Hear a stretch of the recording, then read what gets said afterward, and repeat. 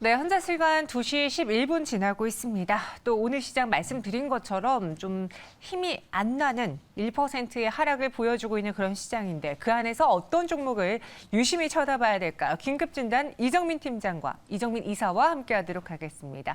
어서 오세요. 네, 안녕하세요. 네, 안녕하십니까 이사님. 네. 오늘 세 가지 상황실을 우리 이정민 이사와 함께 살펴볼 테고요. 첫 번째 바로 들어가 보겠습니다.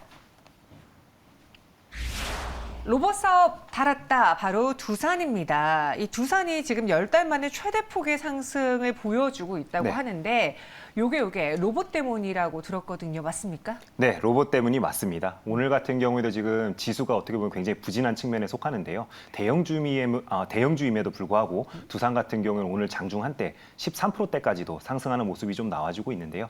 이렇게 어떻게 보면은 지주사가 시장에서 이렇게 큰 상승이 나오는 경우가 잘 없죠. 그렇기 때문에 투자자분들께서도 그 상승 이유에 대해서 굉장히 좀 궁금하실 것 같은데요. 그만큼 로봇에 대한 기대감이 높아지고 있는 게 현재 시장에서는 주목하고 있는 부분이 된다. 이렇게 좀 생각을 해주시면 될 것 같습니다. 두산 같은 경우에는 3일 전에는 69,400원에 있던 주가가 오늘 장중에 99,900원까지 상승을 했기 때문에 3거래일 만에 30%가 되는 상승을 좀 기록했다는 게 굉장히 좀 이슈로 좀 다가올 것 같고요. 그다음에 최근에 시장의 트렌드가 이제 쉬어갔던 종목들이 이제 돌아가면서 한 번씩 큰 상승을 좀 보여주고 있죠. 흔히 이야기하는 이제 키 맞추기 장세라고 우리가 이야기를 많이 하죠. 그래서 그런 모습들이 두산에서도 좀 평가가 되고 있다. 이렇게 좀 이해를 해주시면 될 것 같습니다. 또 그런 의미에서는 지주사 저평가에 대한 이야기가 많이 나오고 있다 보니까 동사의 주식도 이번 주에 더욱더 시장이 좀 주목을 많이 받은 게 아닐까 이렇게 좀 생각이 되고요. 그리고 또 한 가지 뉴스가 있습니다. 정부에서 올해 4분기 때 로봇 진행 정책을 발표할 예정입니다. 그래서 당연히 이 내용 안에는 정부의 예산 지원 정책과 관련된 내용이 이제 좀 들어갈 수밖에 없기 때문에 두산 로보틱스에게 이목이 쏠릴 수밖에 없다라고 좀 생각을 해주시면 될 것 같고요. 두산 로보틱스 같은 경우에는 주식회사 두산이 90%의 지분을 보유한 자회사로서 전 세계 협동 로봇 업체 중에서 5위에 랭크될 정도로 굉장히 어떻게 보면 기술력은 인정받고 있는 업체다라고 좀 생각을 해주시면 될 것 같고요. 협동 로봇과 관련되어서 우리나라에서는 당연히 점유율 1등을 기록하고 있을 정도로 독보적인 위치에 있는 회사다라고 좀 생각을 해주시면 될 것 같습니다. 올해 4분기에 정부의 정책 발표가 있다라고 제가 방금 말씀드렸었죠. 그렇다면은 이제 업체들, 그러니까 이제 금융회사들도 거기에 발맞춰서 이제 좀 이벤트가 있다라고 뉴스가 들려오고 있는데요. 삼성 자산운용 같은 경우 우리나라 ETF 시장에서는 점유율이 가장 높은 회사 중에 하나죠. 근데 삼성 자산운용도 올해 4분기 때 이 분위기에 발맞춰서 로봇 ETF를 출시를 한다라고 밝혔습니다. 그럼 신규 ETF가 이번에 이제 출시가 되는 거기 때문에 당연히 이제 이익을 내고 있고 그다음에 이제 매출도 꽤 큰 회사들 같은 경우에는 이제 그 담는 비중이 클 수밖에 없겠죠. 그러다 보니까 두산 로보틱스가 굉장히 이제 주목을 좀 많이 받고 있고요. 그 다음에 어제 같은 경우에도 그 다음으로 상승률이 높았던 종목이 바로 SPG입니다. 네, SPG 같은 경우에도 로봇용 감속기를 개발하는 업체로 굉장히 유명하죠. 그래서 이미 한번 큰 상승이 나왔던 종목이기도 합니다. 근데 국내 시장에서는 점유율이 70%에 이를 정도로 굉장히 독점적인 지위를 가지고 있다는 게 바로 SPG의 장점이 될 것 같고요. 그럼 도대체 로봇용 감속기가 어느 정도 이제 그 이익을 잘 내는지 궁금하실 것 같은데요. 일반적인 로봇 안에 들어가는 그 전체 그 가격 중에서 한 20%에서 30%대를 차지하는 게 바로 감속기의 비중이라고 합니다. 그렇기 때문에 굉장히 어떻게 보면 주요한 부품을 만들고 있다라고 우리 시청자 여러분들께서 좀 기억을 해주시면 될 것 같습니다. 네, 두산이 이 힘에 얻어서 오늘장도 상승세를 좀 강하게 보여줬는데, 근데 이 두산의 매력이 로봇뿐만 아니라 최근에 두산에너빌리티의 지분을 매각한 것도 네. 이 회사 두산에 있어서는 좋은 호재다. 그리고 그것에 비해서 여러 가지 상황에 비해서 너무 저평가다라는 긍정적인 분석도 한 몫을 하는 것 같거든요. 네, 맞습니다. 지주사들 안에서도 네. 워낙 우리나라 같은 경우에는 주식시장 자체 내에서 지주사들이 인기가 별로 없죠. 근데 두산은 특히나 이제 그 안에서도 주가 밸류가 너무 낮았기 때문에 시장에서 오히려 이런 식으로 키 맞추기 장세다 보니까 좀 주목도가 많이 올라간 게 아닐까 저는 좀 그렇게 생각을 하고요. 그리고 또 지난달 31일 같은 경우에는 두산이 이제 두산 에너모빌리티의 주식 2,854만 주를 2만 50원에 매각을 했습니다. 그래서 지분을 기존에는 35% 정도 들고 있었는데 이번 매각을 통해서 30%대까지 낮추게 되었고요. 그다음에 이렇게 매각한 대금 같은 경우에는 5,722억 원을 확보를 하게 됐습니다. 그래서 이렇게 어떻게 보면 현금성 자산을 한 번에 이제 가지게 되었기 때문에 부채 비율 같은 경우는 기존에 78%로 높은 편이었는데 74%까지 한 4% 정도 낮추는 효과를 볼 수 있었습니다. 그렇기 때문에 당연히 주가에도 이런 부분들이 긍정적으로 반영이 되고 있다라고 우리 시청자 여러분들께서 좀 생각을 해주시면 될 것 같기도 하고요. 그다음에 또 우리가 이번에 그 나온 논리 중에 하나가 이제 레인보우 로보틱스랑 많이 좀 투자자분들이 비교를 하시더라고요. 그 레인보우 로보틱스 같은 경우는 매출이 80억 원인데 현재 시총이 5천억대입니다. 근데 두산 로보틱스 같은 경우는 2021년도 매출이 370억 원이었습니다. 그렇다면은 레인보우 로보틱스와 단순 비교했을 때 약 한 4배 정도 차이가 나는데 시가총액 같은 경우에는 그렇다면은 약 2조 원대까지도 평가를 받아야 되는 게 아니냐. 적정 평가 밸류에이션이 그 정도는 될 것 같다라고 이제 시장에서는 평가를 하고 있기 때문에 두산 같은 경우는 대형주임에도 불구하고 이렇게 3거래일 동안 큰 상승이 나온 게 아닐까 이렇게 좀 말씀을 드리도록 하겠습니다. 알겠습니다. 두산 현재 구간은 4.6%의 상승만 유지하고 있지만 좀 아쉽긴 하지만 무언가의 실마리를 보았다라고 생각하시는 투자자분도 계실 것 같은데요. 원전을 달고 그동안 움직였다면 로봇을 달고 앞으로 더 나아갈 수 있을지 두산에 대한 투자 의견 정리해 주시죠. 네, 제가 시청자 여러분들께 말씀드릴 한 줄 평은요. 네. 주문은 키오스크로, 매수는 두산으로 이렇게 좀 말씀을 드리겠습니다. 굉장히 간단한 이슈인 것 같아요. 제가 봤을 때는 제가 시청자 여러분들께 올해 들어서 지속적으로 좀 말씀드리는 것 중에 하나가 일정 매매를 계속 말씀드리고 있죠. 근데 올해 4분기에 아직 날짜는 특정되지 않았지만 정부의 정책과 관련되어서 지원 정책이 발표될 예정이라고 나왔기 때문에 이렇게 뉴스로 오를 때보다는 오히려 쉬어갈 때 모아가기에 굉장히 좋은 지금 어떻게 보면 상황이 되었다라고 시청자 여러분들께 좀 말씀을 드리겠습니다. 그래서 제가 추천드린 매수형 가격은 이제 121선을 거래량을 이제 어떻게 보면 동반하면서 이렇게 뚫어줬기 때문에 121선 부근에서 이제 지지받을 가능성이 굉장히 높다라고 생각이 됩니다. 그렇기 때문에 저는 81,000원을 한번 시청자 여러분들께 좀 매수형 가격으로 말씀을 좀 드리도록 하겠고요. 목표 가격은 12만 원까지 바라보도록 하겠습니다. 손절 라인은 75,000원을 이탈하게 되면은 추세가 깨졌다라고 생각이 되기 때문에 75,000원을 손절 라인으로 잡아보도록 하겠습니다. 네, 매수 가격은 81,000원, 목표 주가 12만 원, 손절가는 75,000원으로 제시해 드렸습니다. 두산에 대해서 좀 긍정적인 의견을 나눠봤고요. 이어서 두 번째 상황실 만나보시죠. 경량화 수혜를 받는 에코플라스틱입니다. 이제 9월 들어서 주가 상승 추세가 정말 강해진 대표적인 종목 중에 하나인데 무엇 때문에 에코플라스틱이 이렇게 잘 갔습니까? 네, 일단은 지금 전기차와 관련된 특히나 뭐 2차 전지 소재와 관련된 업체들 주가가 굉장히 좋죠. 네. 근데 이제 그 안에서도 그럼 이런 부품 회사들 같은 경우에는 특히나 친환경차, 전기차 부품을 납품하는 회사들 위주로 이런 식으로 뜨거운 조명을 받고 있다라고 시청자 여러분들께서 큰 틀의 그 주식시장의 흐름을 좀 먼저 파악하실 필요가 있을 것 같고요. 에코플라스틱은 이제 사명에서 알 수 있듯이 플라스틱 이제 사출과 관련되어서는 특화된 기술을 가지고 있는 업체다라고 좀 생각을 해주시면 될 것 같습니다. 그래서 플라스틱 금형부터 도장까지 자체 공장을 통해서 처리하는 업체다라고 좀 제가 말씀을 드리겠고요. 특히나 탄소 섬유 강화 플라스틱의 개발로 현대차에 이제 범퍼를 납품하는 업체들 중에서는 55.3%의 점유율을 기록을 하고 있을 정도로 이제 현대차 납품사 중에서는 절대적인 위치를 가지고 있는 벤더사 중에 하나다라고 우리 시청자 여러분들께서 좀 이해를 해주시면 될 것 같습니다. 또한 그 현대차 그룹에서 현재 그 인플레이션 간축 법안으로 인해서 원래는 2025년도 말쯤에 이제 그 전기차 공장을 미국에 이제 완공을 할 예정이었는데 이 스케줄을 앞당기기로 지금 현재 스케줄이 변경이 된 것으로 알려지고 있죠. 그래서 2024년도 말에서 2025년도 초에는 아마 전기차 공장이 완공될 것으로 현재 예상이 되고 있는데요. 동사 같은 경우에는 현대차와 동반으로 미국 시장에 진출할 것으로 현재 알려지고 있습니다. 그래서 이미 그 조지아주 인근에 공장을 현재 물색하고 있는 것으로 알려지고 있기 때문에 관련되어서도 당연히 수혜를 동사가 입을 수 있을 것으로 예상이 되고 있고요. 그다음에 또 이달 초에 굉장히 좀 흥미로운 뉴스가 한 가지가 나왔습니다. 동사 같은 경우에는 그 미국에 지어지는 현대차의 전기차 공장에 범퍼를 단독으로 공급한다라는 이제 뉴스가 나왔기 때문에 시장에서는 이런 독점 뉴스에 굉장히 민감하게 호재성 뉴스로 반응을 하고 있다라고 좀 말씀을 드리도록 하겠습니다. 네. 에코플라스틱의 그 증권사평은 어떤지도 리포트를 찾아봤는데 9월 5일자로 나왔던 리포트가 있어요. 커다란 변화의 초입이라는 그런 평가를 내렸습니다. 이 변화가 앞으로 그 전기차 시대의 차량용 경량화 때문에 에코플라스틱의 변화가 나타나는 건지 아니면 실적의 변화인 건지 어떻게 해석해 볼 수 있을까요?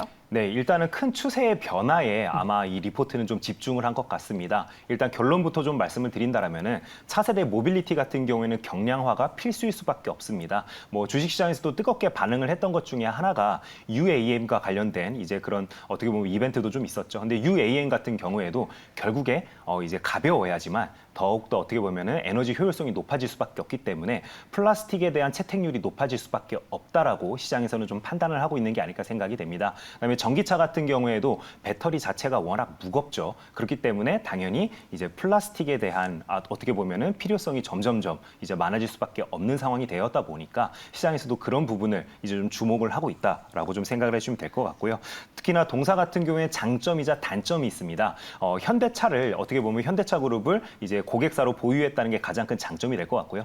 단점 또한 고객사가 한정적이라는 게 가장 큰 단점으로 다가온다라고 제가 좀 말씀을 드리겠습니다. 특히나 통상 대부분 1차 벤더들 같은 경우에는 영업이익률이 1%대를 유지를 하고 있습니다. 그래서 동사 같은 경우에도 영업이익률이 보통 1%대를 유지를 하고 있는데요. 이번에 2분기 때 실적 발표를 봤더니 2.6%를 기록을 하면서 2016년도 이후에 가장 큰 영업이익률을 기록을 했습니다. 이 말은 우리가 반대로 좀 해석을 해본다라면은 당연히 이제 그 벤더사임에도 불구하고 어떻게 보면은 이제 초경량 제품들을 잘 만들어서 그만큼 점유율을 높여가고 있고 현대차 그룹의 매출이 커지는 만큼 그만큼 볼륨을 그대로 어떻게 보면 낙수 효과를 입을 수 있다는 게 아마 동사의 강점으로 현재 시장은 좀 인식을 하고 있는 게 아닐까 생각이 되고요. 또한 동사가 밝히기로는 공장의 그 자동화를 통해서 인건비를 지속적으로 좀 줄이는 데 노력을 하고 있다라고 좀 밝히고 있습니다. 또한 그 외부 요인으로는 환율을 우리가 좀 꼽을 수밖에 없죠. 오늘 같은 경우도 지수가 이렇게 빠지는 데는 당연히 이제 그 환율이 1,400원대를 돌파하지 않을까 하는 그런 불안감을 안고 있기 때문에 어떻게 보면 주가 지수가 이렇게 좀 불안한 모습을 좀 보여주고 있는데요. 반대로 이야기한다면 동사처럼 수출을 위주로 먹고 사는 회사들 같은 경우에는 어떻게 보면 환율 부분에 대해서는 어느 정도 또 수혜를 입는 부분이 있기 때문에 그런 부분들을 이제 동사의 주가를 향후에 긍정적으로 보는 요인으로 좀 생각을 하실 필요가 있을 것 같습니다. 네, 갑작스럽게 행보장을 뚫어낸 에코플라스틱입니다. 현재 구간에서 우리가 이 종목을 들고 있던가 혹은 관심 종목으로 눈여겨보고 있다라고 했을 때 투자자는 어떤 투자 전략을 세워보는 게 에코플라스틱에게 조금 더 적합할까요? 네, 제가 시청자 여러분들께 말씀드릴 한 줄 평은요. 계좌는 가볍게, 종목은 무겁게. 네, 수익은 무겁게입니다. 네, 네. 이렇게 좀 말씀을 드리도록 하겠고요. 동사 같은 경우에는 물론 리포트 내용 저도 굉장히 많이 공감을 합니다. 근데 그러기에는 아직까지는 실적이 조금 더 시장의 기대치보다는 좀 잘 나와야 하지만 동사의 주가가 한 번 더 큰 흐름을 타고 좀 상승할 수 있지 않을까 저는 좀 그렇게 생각이 되고요. 그래서 제가 차트를 보면서 좀 말씀을 드리려고 합니다. 동사 같은 경우에 현대차 그룹의 이슈가 있을 때마다 이런 식으로 거래량이 터지면서 상승하는 모습을 보여주죠. 하지만 그와 반대로 항상 이렇게 이슈가 끝나면은 주가는 오히려 하락하는 모습을 자주 보여줬었습니다. 그래서 동사의 주식 같은 경우에는 이렇게 넓은 범위로 이렇게 과거의 차트를 놓고 보더라도 항상 뉴스에 반응하는 모습을 좀 보여줬기 때문에 제가 추세를 그리면서 상승할지 말지는 사실 제가 장담을 해서 시청자 여러분들께 말씀드리기가 당연히 어려운 종목 중에 하나가 바로 이런 식으로 그 대형주들의 1차 벤더 업체들의 주가 흐름이다라고 좀 말씀을 드리겠습니다. 그럼에도 불구하고 경량화라는 부분만 우리가 포커스로 놓고 봤을 때는 긴 안목으로 놓고 봤을 때 동사의 주식 당연히 강점을 가진 부분이 있기 때문에 이제 좀 긴 안목으로는 접근해 볼 필요가 있다라고 좀 생각이 되고요. 그런 의미에서는 제가 생각했을 때는 3,500원 이하에서는 분할 매수 관점으로 한번 접근해 보자라고 시청자 여러분께 좀 말씀을 드리겠고요. 목표 가격은 4,500원으로 제가 좀 말씀을 드리도록 하겠습니다. 손절 라인은 제가 3,200원으로 좀 설정을 해봤는데요. 3,200원 같은 경우는 21선이기 때문에 21선이 깨진다라면 추세가 깨졌다라고 생각이 될 수 있기 때문에 손절 라인은 3,200원으로 설정을 좀 해보도록 하겠습니다. 네, 에코플라스틱까지 들어봤습니다. 말씀해 주신 것처럼 오늘 시장에서 유독 좀 전반적으로 지수가 빠지는데 하락함에도 불구하고 자동차주들이 좀 잘 네. 가고 있거든요. 자동차 그리고 자동차 부품. 혹시 이들의 오늘장 상승에 대해서는 말씀해 주신 것처럼 환율 효과도 볼 수 있는 그런 실적에 대한 기대감 혹은 네. 현대기아가 다시 또 그 뭐 IRA 뭐 법안의 피해다 뭐 이런 이야기가 그쵸. 있었지만 생각보다 여러분이 그러지 않을 것이다라는 그런 분석 때문에 분위기가 전환되는 건지 제가 요즘 또 자동차 부품들을 눈여겨보고 있기에 한 번 더 여쭤볼게요. 이 종목군들에 대해서는 어떤 관점으로 보십니까? 저는 당연히 현대차 주가 같은 경우에도 오늘 어떻게 보면은 지수 대비해가지고는 굉장히 흐름이 좋은 모습을 좀 보여주고 있습니다. 그렇기 때문에 단기 이벤트에 집중하기보다는 긴 안목을 가지고 결국에 미국 시장에 투자하는 회사들이 당분간 요 몇 년 안에는 가장 좋은 실적을 낼 수밖에 없는 게 지금 현재 우리나라 산업 구조의 변화에 있는 그런 좀 전환점이 아닐까 저는 좀 그렇게 생각이 되고요. 그런 의미에서는 현대차와 같이 이렇게 진출하는 회사들은 우리가 계속 정리를 해놔야 됩니다. 그래야지만 현대차 그룹에서 어떻게 보면은 굉장히 좋은 실적을 발표했을 때 그런 이제 동반된 흐름을 타고 또 주가가 상승하는 모습을 보여줄 부분이 분명히 있다라고 좀 생각이 되고요.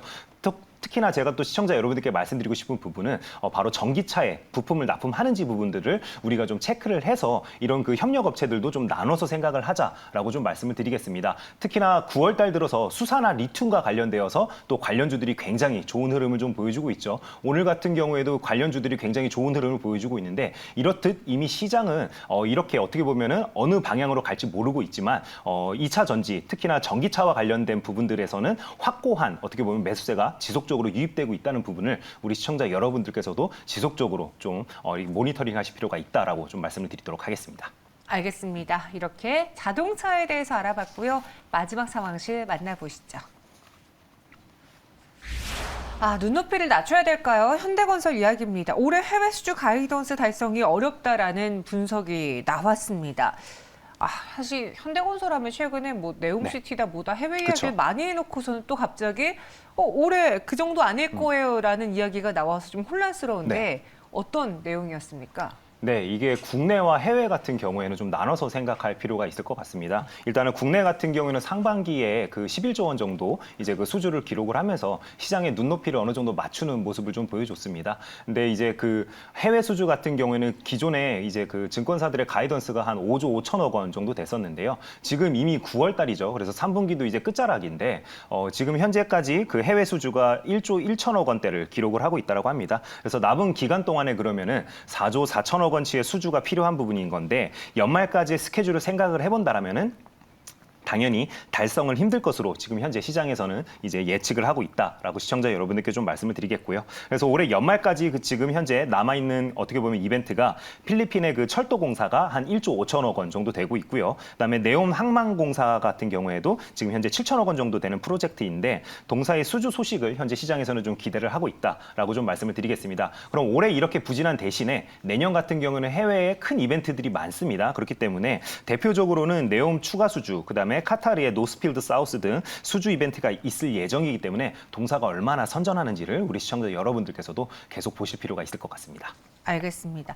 그럼 다시 제가 아까 초반에 갖고 있었던 그 궁금증 네옴시티 여쭤볼게요. 네네. 아니 최근에 네옴시티 이야기하면서 현대건설, 삼성물산 이런 굵직한 기업들과 손잡는 그런 중소형 업체들을 봐야 된다 막 이런 이야기를 했는데 네.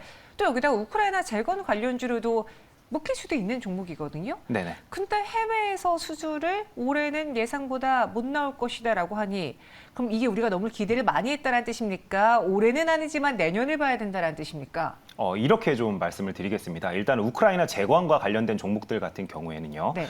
전형적인 테마주의 흐름을 보여주고 있습니다. 그렇기 때문에 우리 시청자 여러분들께서도 이런 식으로 테마의 이슈가 있을 때만 아마 관련된 종목들을 좀 매매하시는 게 좋을 것 같고요. 현대건설과 같이 이렇게 무거운 시가총액이 좀 있는 종목들 같은 경우에는 당연히 따로 분류를 해서 우리가 좀 생각을 해봐야 될 것 같죠. 그다음에 우크라이나 이제 그 전쟁 어떻게 보면 재건 이슈와 관련되어서도 제가 지난번에도 한번 말씀을 좀 드렸던 것 같아요. 전쟁이라는 게 쉽게 끝나지 않습니다. 우리가 계속 미국의 전쟁을 생각해서 그런데요. 원래 전쟁이라는 거는 굉장히 지지부진하고 오래 걸린다. 특히나 종전 또는 휴전과 관련되어서는 협상이 굉장히 오래 걸릴 수밖에 없습니다. 왜 그러냐면은 치열하게 각 나라들의 이권이 걸려 있기 때문에 그렇습니다. 그렇기 때문에 관련되어서는 뉴스가 있을 때만 이벤트적인 관점으로 데이 트레이딩으로 접근을 하자라고 제가 좀 말씀을 드리겠고요. 반면에 네옴시티와 관련되어서는 전 세계적으로 유례를 찾아볼 수 없을 정도로 굉장히 큰 어떻게 보면은 건설 이벤트죠. 그렇기 때문에 이렇게 현대건설 또는 삼성물산처럼 실질적으로 이제 낙수 효과를 입을 수 있는 업체들 위주로 우리가 긴 안목을 가지고 좀 접근할 필요가 있다라고 좀 말씀을 드리겠습니다. 특히나 현대건설 같은 경우에도 이번에 수주했던 것 같은 경우에는 네옴시티에 깔리는 그 철도와 관련된 부분이죠. 그래서 철도 같은 경우에도 총 이제 170km 구간 중에서 이제 동사가 수주한 물량은 12km 밖에 되지 않습니다. 그렇기 때문에 매년 어떻게 보면 꾸준하게 앞으로도 지속적으로 발주가 있고 수주가 있을 예정이기 때문에 관련되어서 어떻게 보면 호재성 뉴스가 나오는지를 보아가면서 우리 시청자 여러분들께서도 관련된 종목을 좀 접근할 필요가 있다라고 정리해서 말씀을 드리겠습니다. 알겠습니다. 그러니까 좀 다르게 봐야 될 것 같아요. 네. 네옴과 지금 재건은 전혀 결이 좀 다르기 때문에 재건주는 테마주로만 봐야 될 것 같습니다. 그럼 현대건설에 대해서는 눈높이를 낮춰야 될까요? 대응 전략 어떻게 세워볼까요? 네, 제가 시청자 여러분들께 말씀드릴 한 줄 평은요. 네. 뜨거운 곳에서 놀자. 이렇게 좀 말씀을 드리겠습니다. 일단 현대건설 같은 경우에는 국내 경기에 대해서도 좀 생각을 해볼 수밖에 없겠죠. 지금 현재 우리나라 부동산, 특히나 그 아파트 거래량만 보더라도 유례를 찾아보기 힘들 정도로 빠르게 감소를 하고 있다는 이야기가 들려오고 있죠. 그렇기 때문에 국내 투자자들 입장에서는 당연히 건설주의 매수 버튼이 올라가기에는 다소 좀 부담감을 느끼고 계신 게 아닐까 생각이 되고요. 그리고 앞에서도 제가 계속 말씀드리고 있죠. 현재 같은 경우에도 계속 2차 전지와 관련된 또는 전기차와 관련된 종목들이 수급이 가장 좋은 상황입니다. 또는 뭐 재생에너지와 관련된 종목들도 최근에 또 좋은 흐름을 계속 보여줬었죠. 이렇듯 시장에서 주목하고 있는 이슈에서 우리가 계속 어떻게 보면 내 예수금을 운용을 해야지만 좋은 수익을 올릴 수 있다는 측면에서는 아직은 건설과 관련된 섹터는 조금 더 지켜볼 필요가 있다라고 정리해서 말씀을 드리도록 하겠습니다. 네, 알겠습니다. 이렇게 오늘 세 가지 상황을 통해서 살펴봤습니다. 여러분도 한번 잘 참고해 보시기 바라겠고요. 지금까지 이성민 이사와 함께했습니다. 고맙습니다. 네, 감사합니다.